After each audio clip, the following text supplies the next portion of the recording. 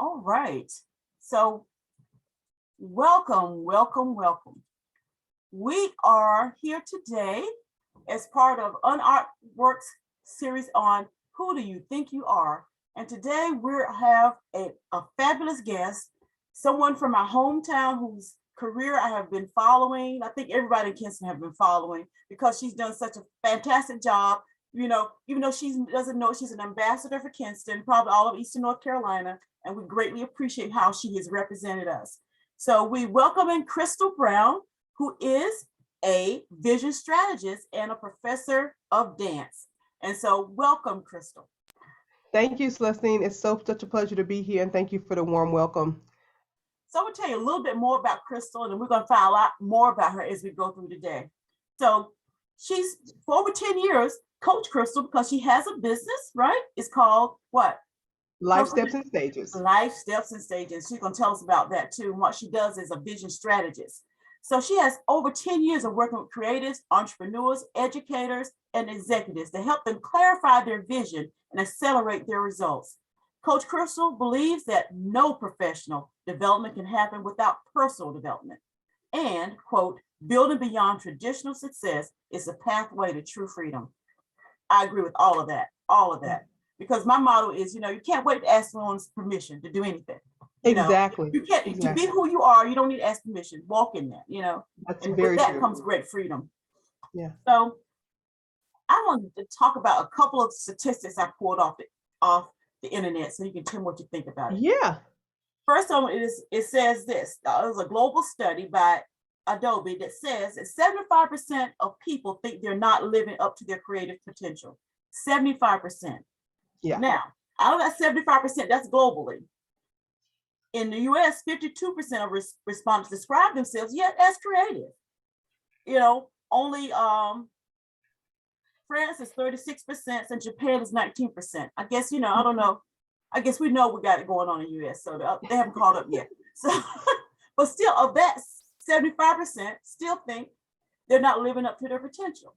Yeah. And so you might want to talk about that. Why do you think that is? What are some of the things that draw people back or away from what they think is their potential? And what is that whole idea about potential, So the basis of this series, as I mentioned before, is a video I saw on YouTube, which I usually just ignore them and keep on going. But this one just really struck a nerve with me. And this is with Brene Brown and Oprah Winfrey on about, what it is to, be creative, to live bravely, as a creative person. And so this is probably our fourth one in the series. And I hope it carries forward. This is something that's very near and dear to my heart. So tell me, how do you decide? How do you get on this road to be who you are now? Yeah. You start back when you were little. Who told you? Who gave you permission? How did you decide I am a dancer? Well, I think most people in our hometown actually don't know the real story that I got dropped off at the wrong place in a carpool. And that's how I started dancing.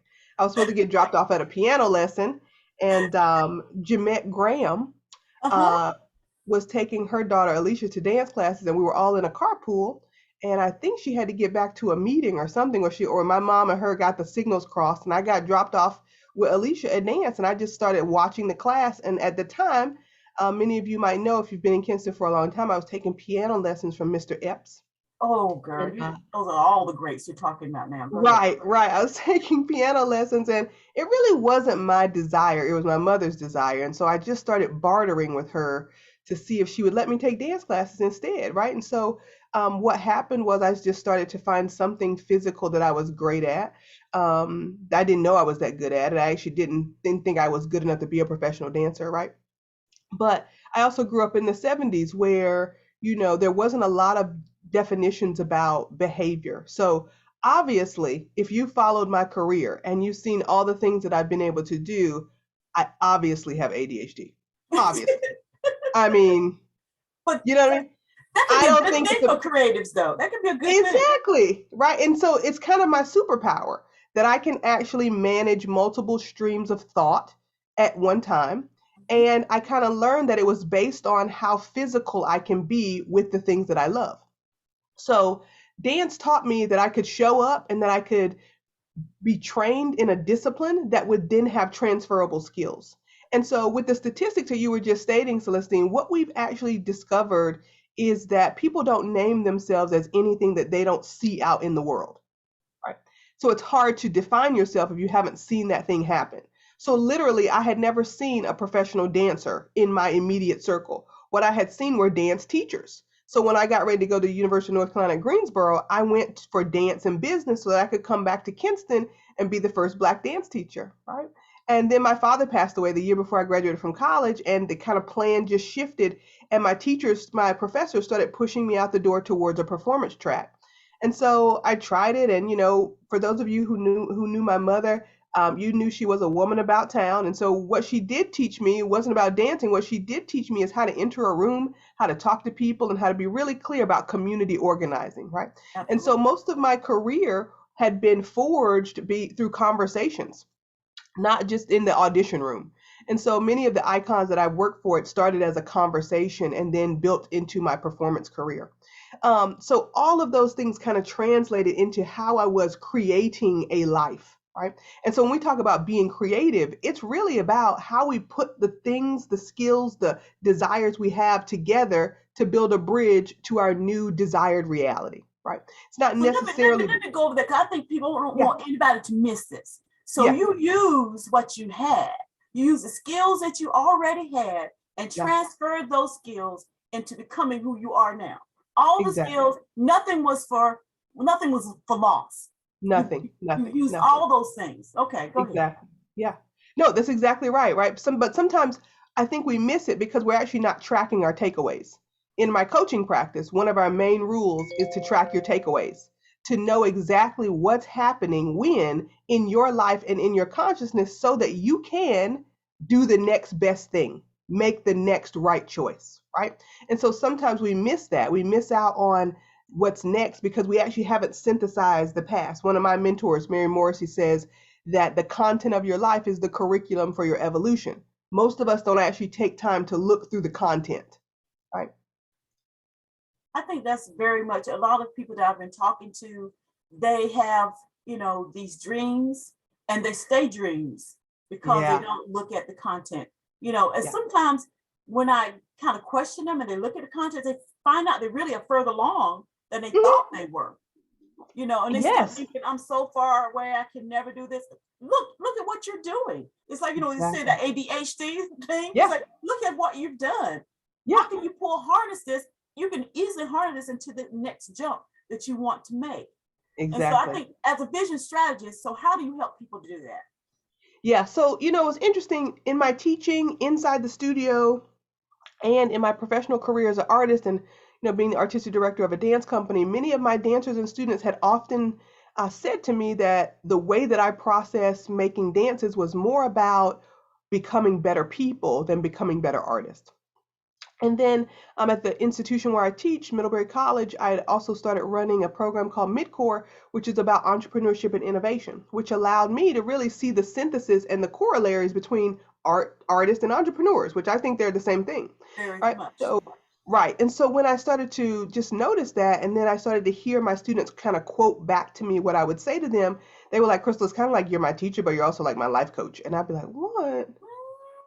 And then my dancers would right right tracking the takeaways, right, and then my dancers would start putting their phones on record while we were having meetings, and I'd be like, what are y'all going to do, like make a task list? And they'd say, no, we're going to listen to this later, this is a whole podcast, this is my whole life.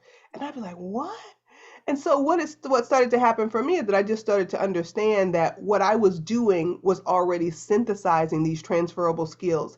I was thinking about imagination, I was thinking about dreaming, I was thinking about curriculum development as an educator. I was thinking about implementation, and I was thinking about trial and error as an entrepreneur.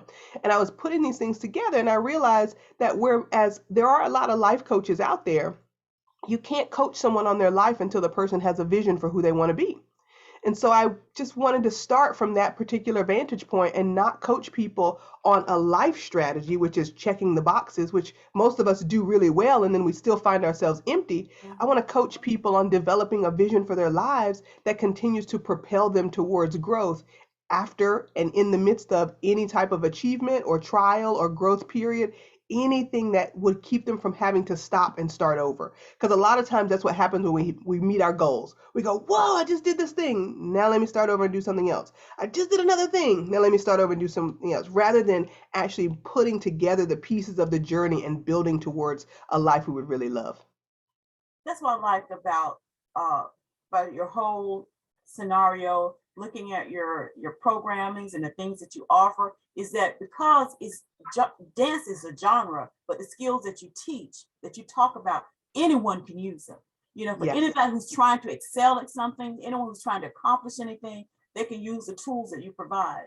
So I guess that one of the questions I would ask to you is, when you go on this path of you saying, I'm a dancer, I'm a artist of any kind, or whatever it is that you want to excel at, whatever that thing is, Yeah. how do you can stay inspired when sometimes things don't always go the way you want them to go? Because you're gonna run into some no's, you're gonna run into some things that are internal to you to keep you from moving forward. So how do you stay motivated? That's interesting, Celestine, because one of the hardest stages of my life was a 2-year period where I literally said to God, I'm tired of being Christal Brown. And it was the worst 2 years of my life. I really understood what normal is.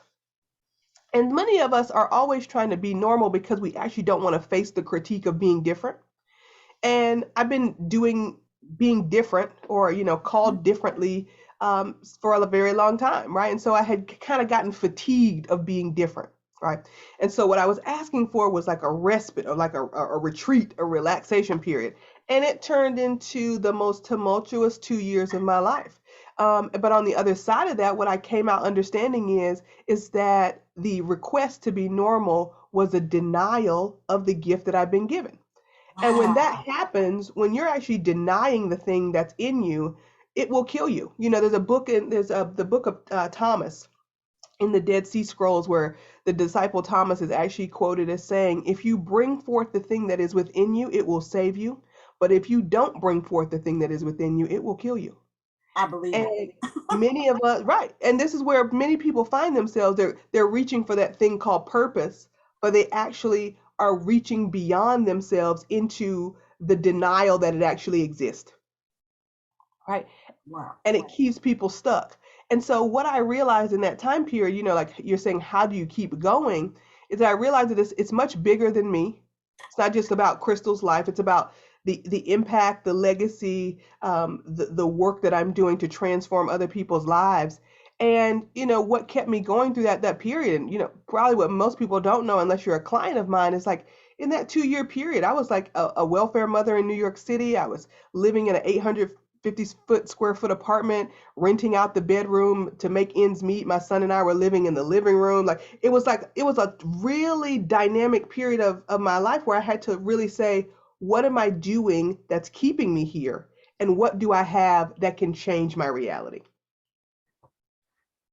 That's really fascinating, because I think a lot of people don't understand that when something's in you, you're willing to pay the price for that thing. Yeah, Because you're not you without it. You're not you without correct. it. And they always think people became an overnight success, and they don't Oh know yeah. what Oh people have yeah. done. They was No. put in 20 years before you even see who they are. It's, oh, because you saw them Right. last week and now they're a star, but they've prepared people. Believe me, they have prepared. So Exactly. one thing that you said early on that I want to touch on is, and I want to go back to where you are now, is you talk about you didn't see anyone. Now think about, you in a small town, Yeah. that time maybe 25,000, probably less than that now, Yeah. 25,000 people. And, we did have kids.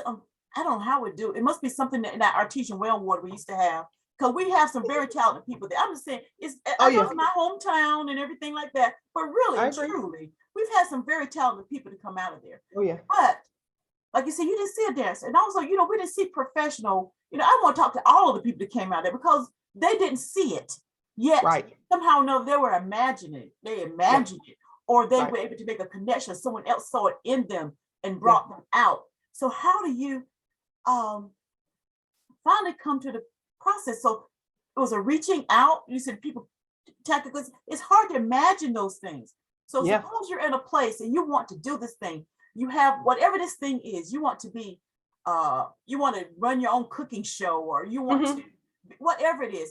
How do you, what are some things that people can do to do those things, even though they don't see them? So you talked about, when I was looking at a little video that you had when you Yeah. did your TED Talk. So Oh, yeah. I looked at that and I posted that. So you talked about this thing about imagination and wisdom. So Yeah. you kind of can connect those dots for me. Yeah. You know, it's interesting. In every part of my growth in my life, I've actually looked to someone else to tell me what they see. And I think that's also one of the things that we need in our life is like a partner in believing, like someone beside us who can see us for what we're becoming, even when we're having a hard time seeing it ourselves, right? So there were people who saw me as a professional dancer, and I was like, no, no, no, no, no, no. Right? There were people who saw me as a coach, and I was like, oh, I don't know about that. Right? There are people who saw me higher in a time of my life where I couldn't see it myself. So, there's really a powerful statement that happens when we start to transform. One is that introducing yourself to a stranger as the thing or the person you're becoming is the quickest jump start to your transformation, right? Because when you introduce yourself to a stranger, they're not people who have a history of who you are. So they don't have anything to judge you by. And when you introduce yourself to a stranger and they start asking you questions about the person you're becoming, it actually creates that click for the imagination to start seeing that in real time, right?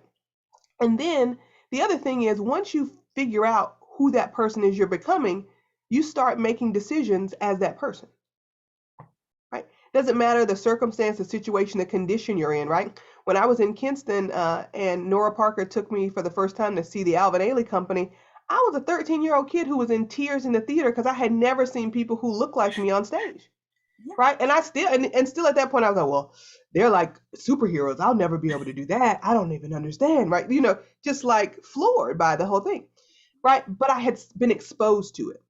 And Mhm. even when in my small vision of myself, it was to go back to Kinston and be the first Black dance teacher, the career that I had, the yeses that I said to people who saw something in me actually created a pathway that I became the first Black female to be tenured at Middlebury College. So it's the same dream, it's just in a bigger context. And Mhm. sometimes we miss that we are having the seed of the dream even before we have the reality of the life. That's excellent. That's very, very excellent. Because I even talked to people about a little bit, even my trajectory. I just Yeah. want to do art. I just want to dance. I want to make things. I just Yeah. want to do all those kinds of things. And because whenever someone said, "Oh, Celestine can do that," I said, "Oh, okay." Yeah. I said, "Oh, okay." And then, the first Black, president of North Carolina Poetry Society. I didn't go looking for that, but Right. I said yes. I said Right. yes, and I showed up and I did the work. And Yeah. sometimes it takes that. You just have to say yes, Yeah. The and you yes say, is powerful. and I had that person who believed before Yep. I believed. You Yep. know, I was talking the other day, and I was saying when I was talking, I was at a poetry reading online, and I was saying someone would mention William Stafford. I read a William Stafford poem back when I was probably a sophomore in college Uh-huh. at ECU, and Yeah. I used this poem as a stepping point to a conference that I was presenting at, Yeah.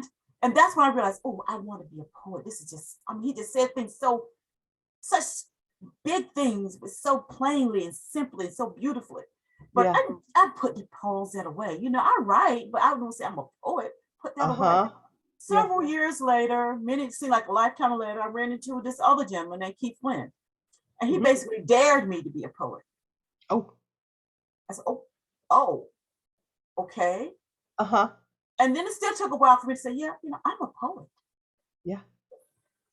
So it's like, and I still tell people, I'm a poet. I'm not published, but I have some things, little, online things, but I'm a Yeah. poet.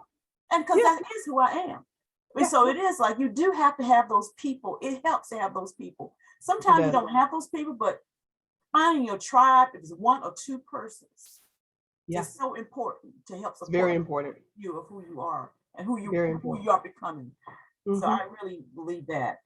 Yeah. So what is, now you've hit so many marks and you've been in, tell us some of the things that you've done. Like, how do you get to be in that TED Talk? How did that come to be? So what's some of the other benchmarks you've done in your life?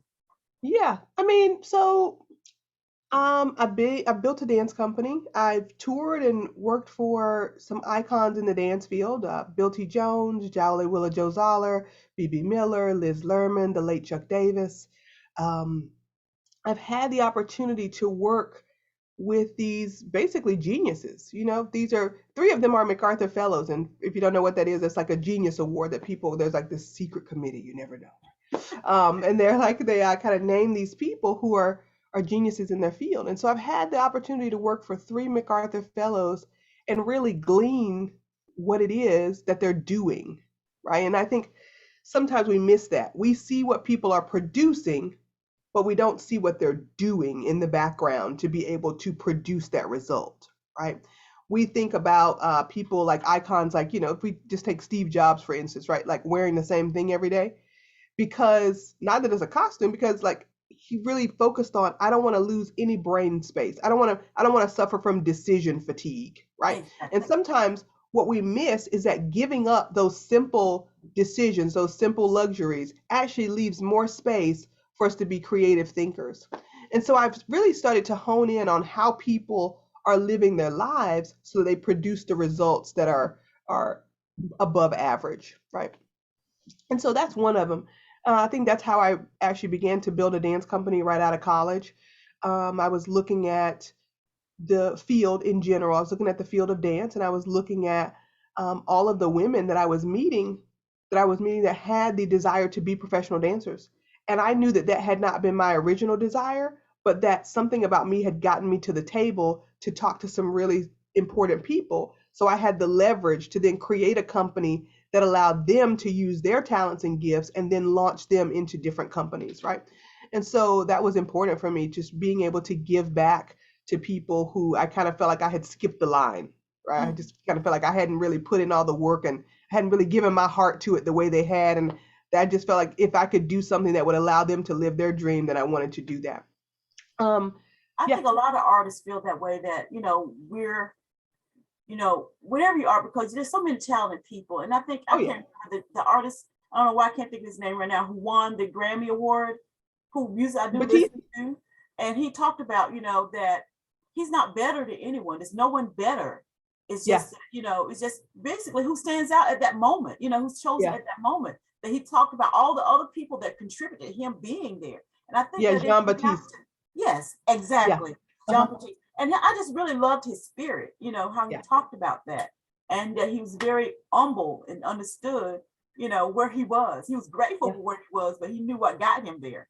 And he Exactly. wanted to bring in those people who helped him get him there. I think that, so, and give it back, what kinds of works do you guys in your company, what kind of things, what kind of pieces do you work with? Modern dance, or is it modern dance?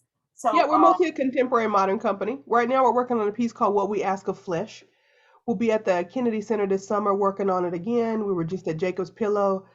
There's a small little documentary about the process of the piece. I'll drop it in the link below this once you please post do it. that. Yep. I would definitely share that.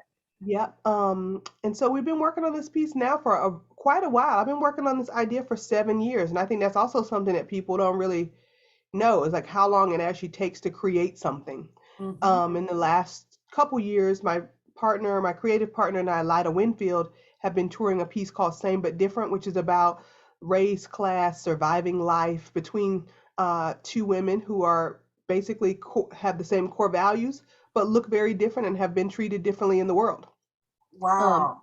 so that's called Same But Different. That's my colleague Lida is white. I'm black. She was raised in the North. I was raised in the South. We both dance, right? So there's a lot of commonalities. We ended up figuring out during the creative process that we both have an Aunt Vern. So there's like a lot of real similarities in there, and it really just speaks to the role that most artists are playing in the world, right? Is to spark curiosity, right? If we're really asking better questions, then we're actually changing the quality of our lives.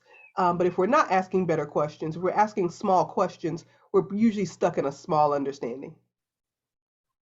So I know that you had recently a vision camp, and you have something that's coming up again in May. Tell us a little bit about that. Oh yeah, if you missed Vision Camp, I'm just going to tell you right now, you need to jump over and catch the replay. Um, there'll be another one maybe soon, but the thing about this time and this age is that one of our biggest mistakes is that we think we have another opportunity, right? And so you might not. And so I'm just going to say jump over to ssvisioncamp.com, catch the replay. What we do in Vision Camp is I actually take people through a workshop on how to create your vision, not just to create a vision board, right? Because vision boards are actually steeped in the idea of visual saturation. And what we're missing in that is that the world, your TikTok, your daily life is saturating your vision much more than your board is.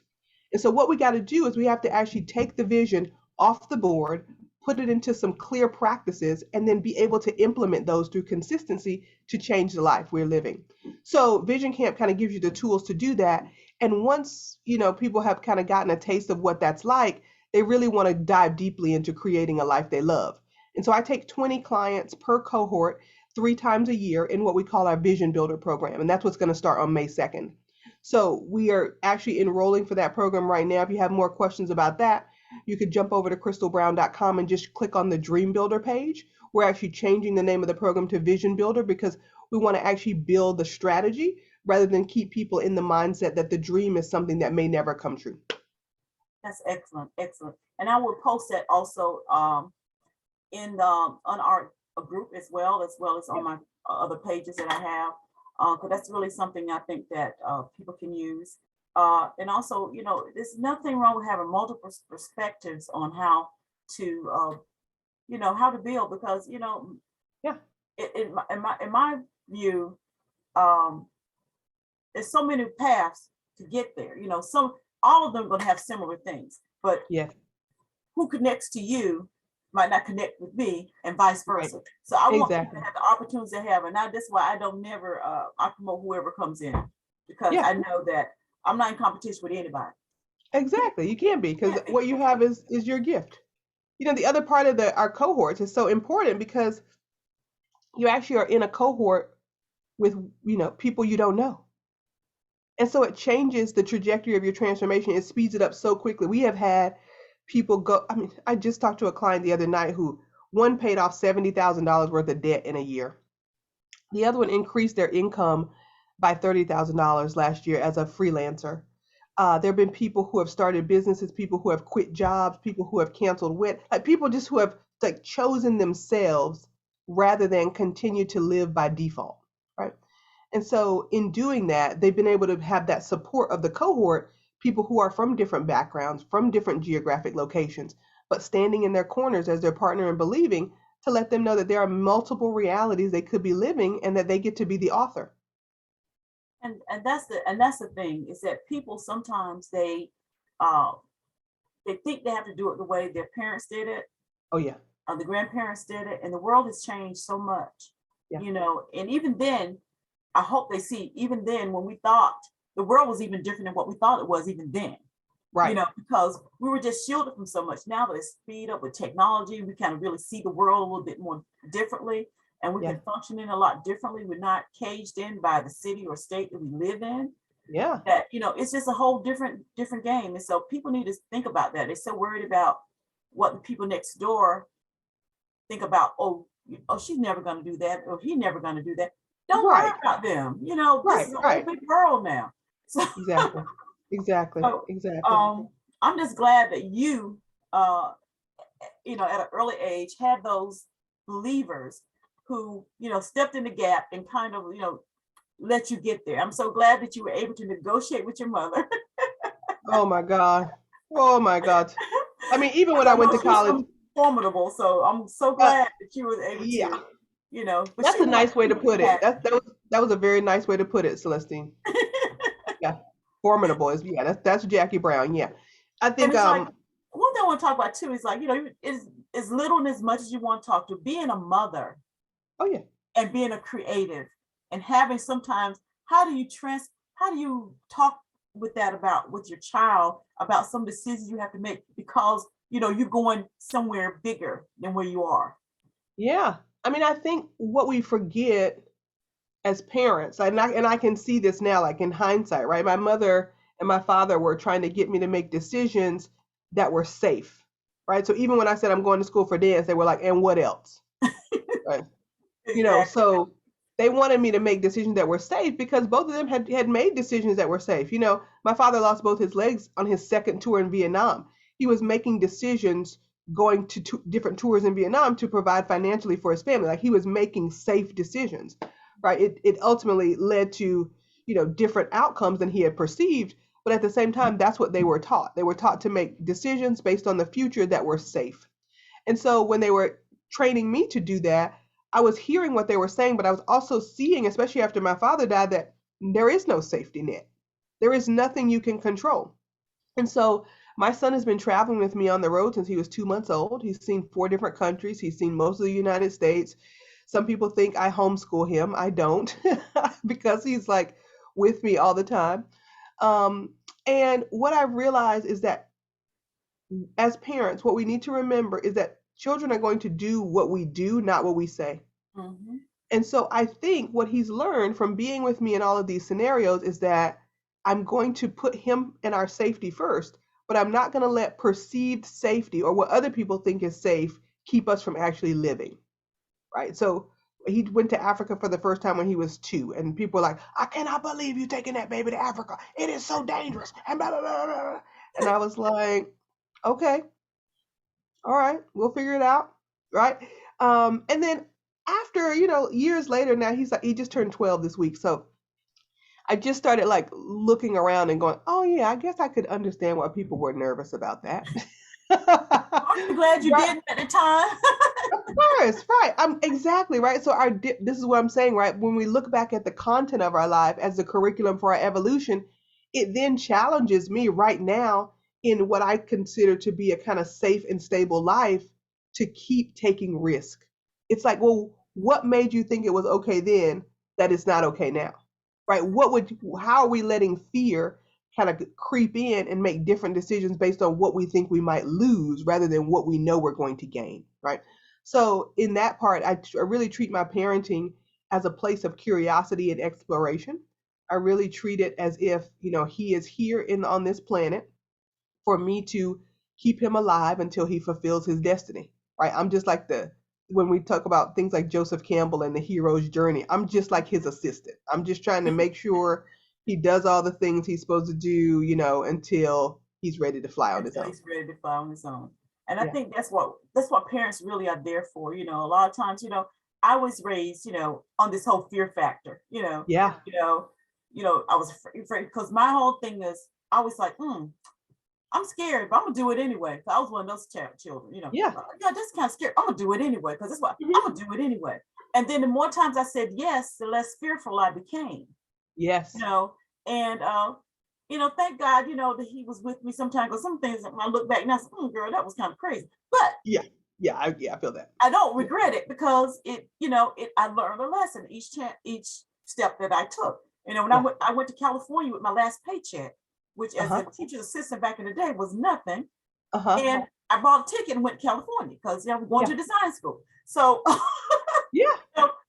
I think now if I have a child now who was like that, I said, oh, wait a minute now, hold up, Hmm. Yeah. but but we have to think about that. Yeah. You have to raise them, to be resilient before they need to be resilient. You can't wait Exactly. until they need it, and all of a sudden you think they can pull it from the air. That's So, and I exactly was right. taught to be resilient, even though that fear factor, I was taught to be resilient, to be self-reliant. And that's, Right. my mother got that absolutely right.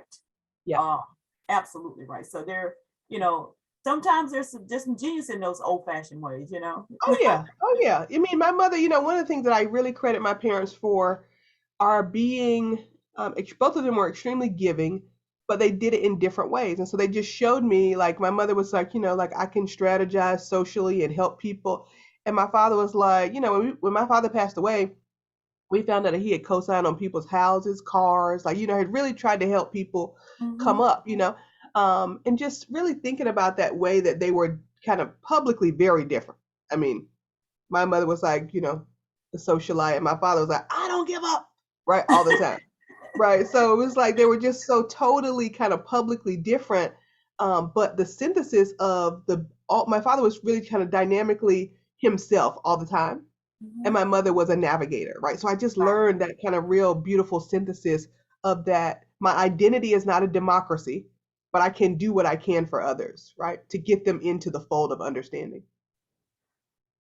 So I have one other thing, because one of the key things that I think about in terms of the creativity is how it can add value to your life.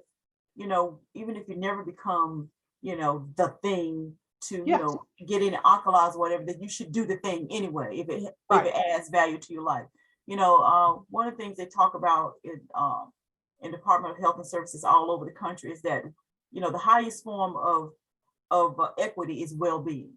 Mm, So yeah, how can, talk about how your art, your craft, even in your life or in others' lives that you've seen, has yeah. contributed to their well-being, overall well-being.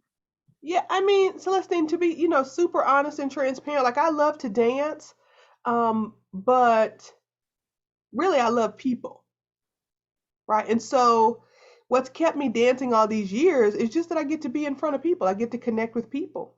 And it's something very powerful, almost magical that happens from me being on the stage to someone way up in the balcony and they're in tears, right? Watching me dance. There's a different kind of connection that makes heart to heart than I could ever construct in a workshop, a dance class. Like there's something different about that. And so even in my evolution from artist to educator to coach, what I've tried to do is replicate that genius zone of connection in everything that I do with people, right? And so for me, it's always been about the love for the people because that's going to keep me doing way more, right? It's going to be beyond when my legs are hurting, when my knees are sore, like when my back, like that's going to keep me pushing because that's the thing I love. Exactly. Yeah.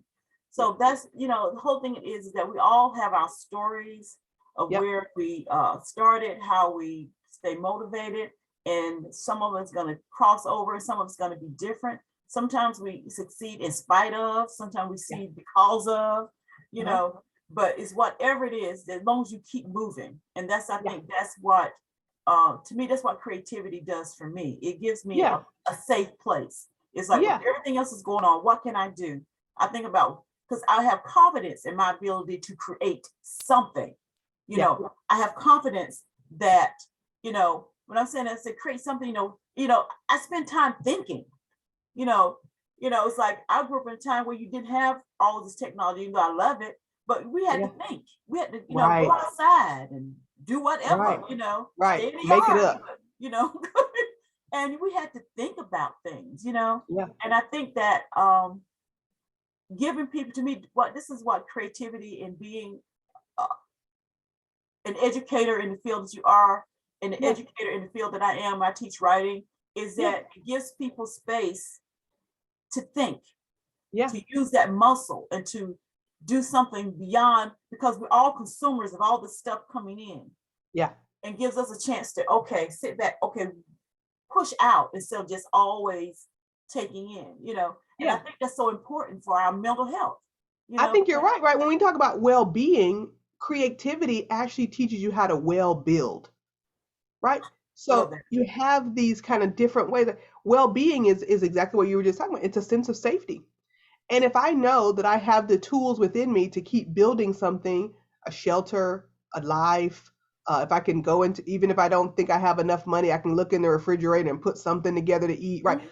All of these ways that we might not be putting it on stage, but we're putting it to practice, To right? put it into And practice. and I think one of the things that we miss is that life is practice. Like today, I'm just trying to do better than the rehearsal yesterday. Absolutely. Right? Like it's all a practice, and sometimes we get stuck in the results of the day and kind of beating ourselves up that they're not exactly what we want. So we miss the opportunity to make a new choice to get a better result. I think that's key. That's the key that I want people to kind of go away with, is that they have to make the choices. They can't Yeah. expect, if you do not have a plan for your life, then there's a whole lot of people going to can tell you, they stand in line to tell you what to do. I Oh can yeah. guarantee you. And Oh so yeah. you really have to make a plan for your life and align the people in your life and the things in your life to go along with your plan, you know. Exactly. And so what is something that you would have, first of all, if you could ask anyone in the world, dead or alive, Uh-huh. a question, it had to do with creativity or whatever it is you think is important right now. I'm not even gonna leave it to that. Who would Okay. it be, and what question would you ask them? Well, for people who follow my social media, Oprah is my spirit animal, Iyanla is my embodiment, and Viola is the freedom to look the way I look, right? So I Perfect. just, I love all those women. I did right. So I mean, if I could, even in that, right, if I could have 15 minutes with each of them, I would ask them all the same question, and it would probably be, what's the thing you've had to let go of, and what's the thing you're still reaching for? Mm, Yeah. those are two powerful questions, and those two things I'm going to ask myself those questions. Yeah. Yeah. Those are some powerful things because sometimes you have to check in with yourself. Where am I? Yeah, right, right. And I think that's, what you said in the beginning is that people are often closer to the thing they would love than they realize. Right. And so when you check in with yourself, you actually can really pace yourself towards what you think you would love or what you're working for. So then there is a sense of vulnerability. Oh, And yeah. people think vulnerability is a bad thing, but how important that is to a creative process. Oh, my God, it's essential, right? Vulnerability, consistency, curiosity, all of those things are what make creative work interesting. It's also what builds the creative muscle, right? If I go into, I tell people all the time, habits and rituals are very different. A habit is something you do every day and you don't get any better at it and you don't expect a different result, right? You brush your teeth every day, you probably don't get any better at it.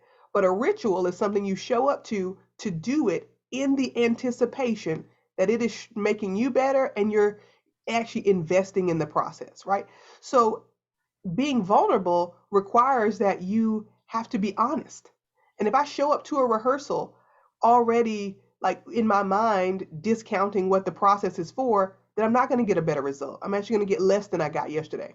If I show up to a conversation with a friend, hoping that they're going to hear me when I haven't asked them to be my listening ear, then I'm going to be disappointed that they want to talk about themselves.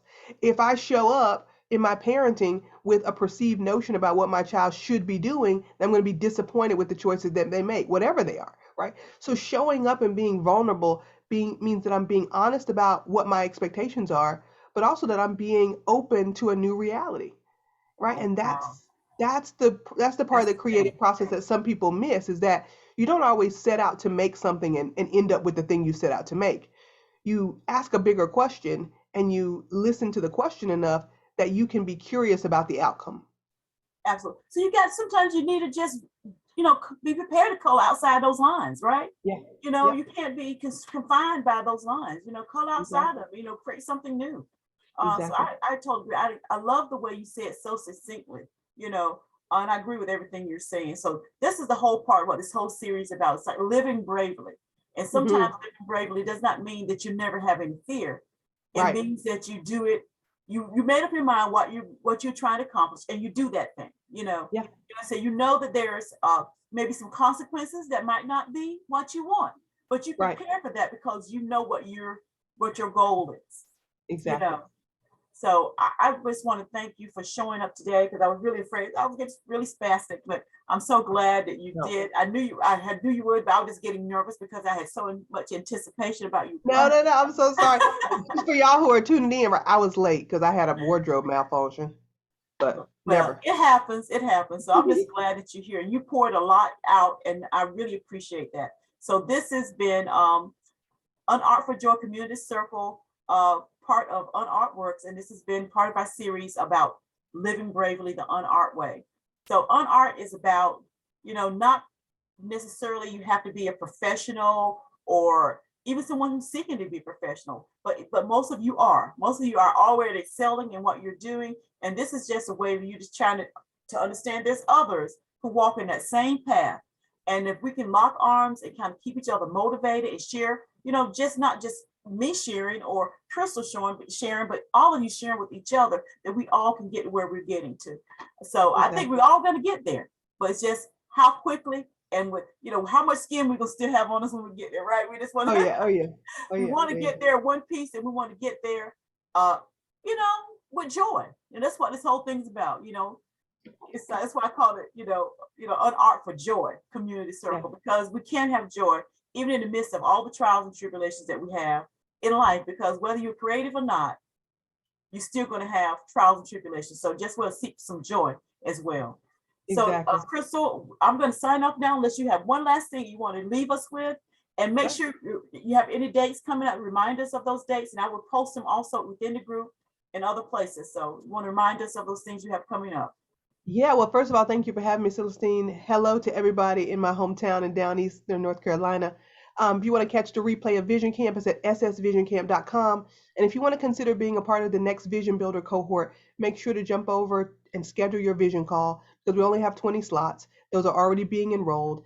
And we actually have a tailored amount of, the way that we tailor the community is just by interview only. So let us know if you're interested in that. And then stay abreast of everything that's happening in Steps and Stages on lifestepsandstages.com or at Life Steps and Stages on Facebook and Instagram. It's been a pleasure to be here. And remember that you're creating something. The thing that you're creating is a life, whether you do it by default or by design. Absolutely. Thank you so much, Crystal Brown. And hopefully My I'll pleasure. see you soon. Great. Thank you, Celestine. All right. Bye-bye now.